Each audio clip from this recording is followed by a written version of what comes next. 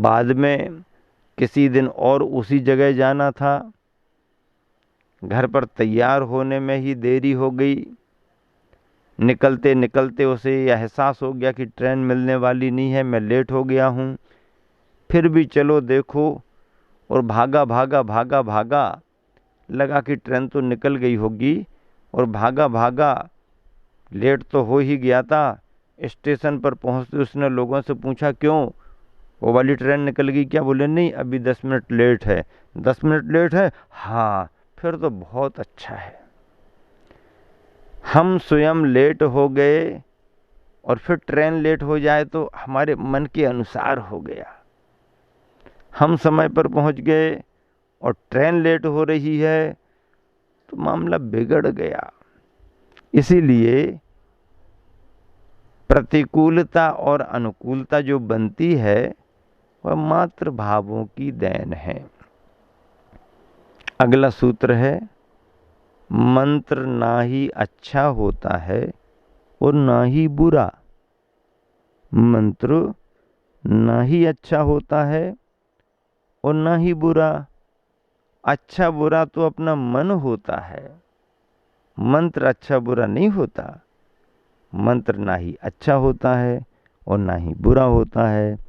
अच्छा बुरा तो अपना मन होता है, मंत्र तो मंत्र ही होता है। हमारी साधना में कहाँ पर कमी है? क्या कह रहे हैं गुरुवर? हमारी साधना में कहाँ पर कमी है और है तो क्यों, तथा उस कमी की पूर्ति कैसे होगी? ये 3 प्रश्न मन में बार बार उठना चाहिए ताकि उसे दूर कर आगे बढ़ा जा सके। उसे दूर कर आगे बढ़ा जा सके। हाँ, अपना निरीक्षण, अपना परीक्षण होना ही चाहिए। अपना निरीक्षण, अपना परीक्षण नहीं होगा तो फिर काम कैसे बनेगा? हमारी साधना में कहाँ पर कमी है और है कमी तो क्यों, तथा उस कमी की पूर्ति कैसे होगी, ये 3 प्रश्न मन में बार बार उठना चाहिए ताकि उसे दूर कर आगे बढ़ा जा सके। प्रश्न बहुत अच्छे हैं। कहाँ पर कमी है, कमी क्यों है, इस कमी की पूर्ति कैसे की जा सकती है? किसी भी विषय में कोई सक्सेस नहीं हुआ, पढ़ाई में किसी को सफलता नहीं मिली किसी काम में, तो उसे इसी तरीके से तो विचार करना पड़ेगा कि भाई मैंने प्रयास तो किया पर सफलता नहीं मिली, तो कहाँ पर कमी रह गई? कहाँ पर कमी रह गई? और कमी रह गई तो क्यों रह गई? अब रह ही गई है कमी तो उसकी पूर्ति कैसे करें? मैं बार बार सुनाया करता हूं, नन्ही चींटी जब दाना लेकर चलती है, नन्ही चींटी जब दाना लेकर चलती है, चढ़ती दीवारों पर 100-100 बार फिसलती है। क्या? नन्ही चींटी जब दाना लेकर चलती है, चढ़ती दीवारों पर 100-100 बार फिसलती है। मन का विश्वास रगों में साहस भरता है। मन का विश्वास रगों में साहस भरता है। चढ़कर गिरना और गिरकर चढ़ना ना अखरता है। चढ़कर गिरना और गिरकर चढ़ना ना करता है। आखिर उसकी मेहनत बेकार नहीं होती। आखिर उसकी मेहनत बेकार नहीं होती। कोशिश करने वाले की कभी हार नहीं होती। कोशिश करने वाले की कभी हार नहीं होती। पंक्तियां ध्यान रखो क्या कहीं। ख्याल आया कि नहीं आया पंक्तियों का? नन्ही चींटी जब दाना लेकर चलती है, चढ़ती दीवारों पर 100 बार फिसलती है, मन का विश्वास रगों में साहस भरता है। चढ़कर गिरना और गिरकर चढ़ना न अखरता है, आखिर उसकी मेहनत बेकार नहीं होती, कोशिश करने वाले की कभी हार नहीं होती। डुबकियां सिंधु में गोताखोर लगाता है, डुबकियां सिंधु में गोताखोर लगाता है।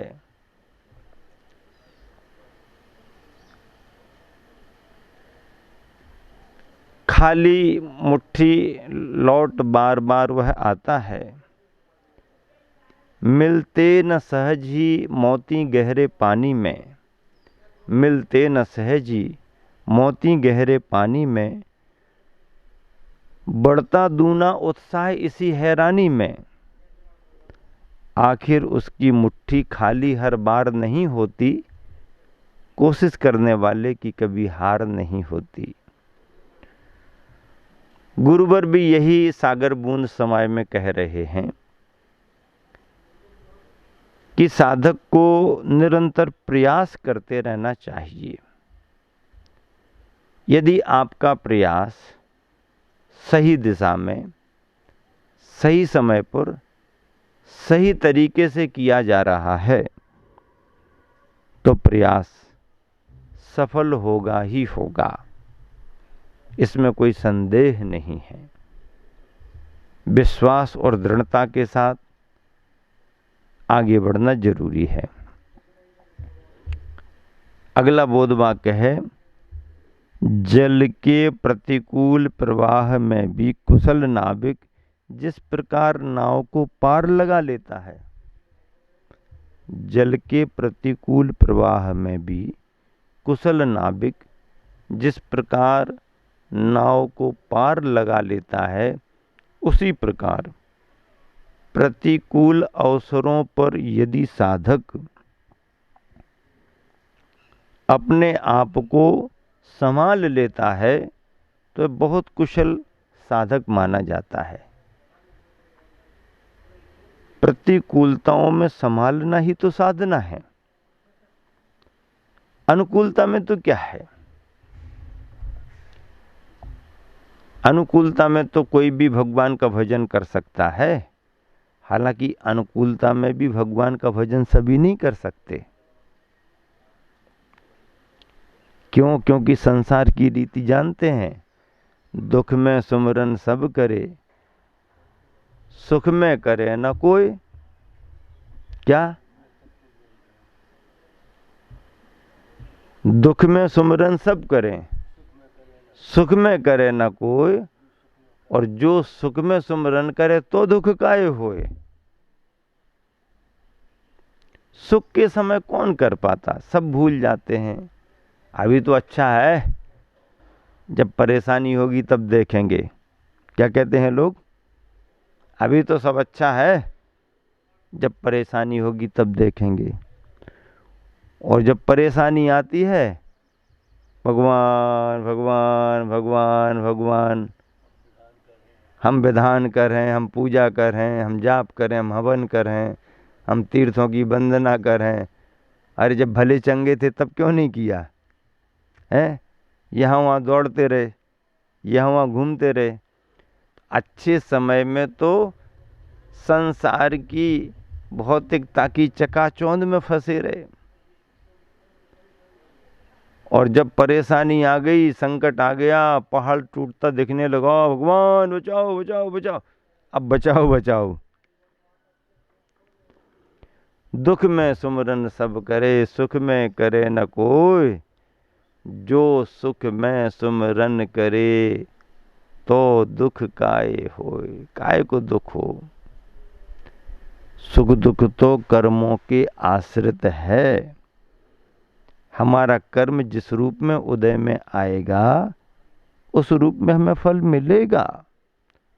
और उदय में भी कर्म उसी रूप में आता है जिस रूप में कर्म का बंध हुआ है। और अपने द्वारा किया हुआ कर्म ही अपने उदय में आता है। दूसरे का किया कर्म अपने लिए फल दे संभव नहीं, अपना किया कर्म दूसरे को फल दे दे संभव नहीं। तो जैसा कर्म हमने किया है वैसा ही तो फल मिलेगा।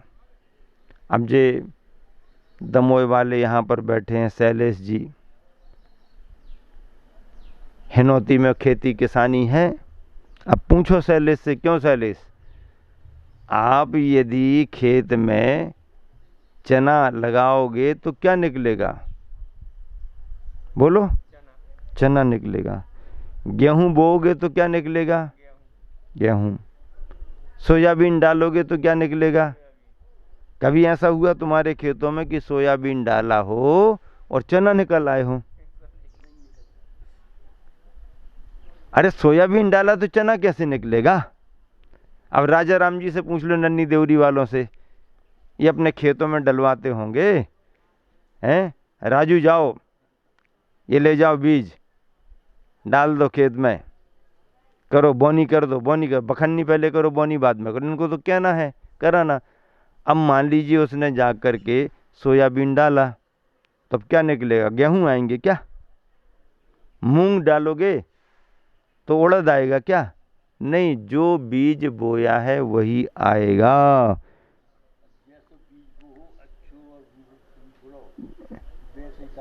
हाँ, तुम्हारा बीज अच्छा होगा तो अच्छा दाना निकलेगा, कमजोर होगा तो कमजोर निकलेगा।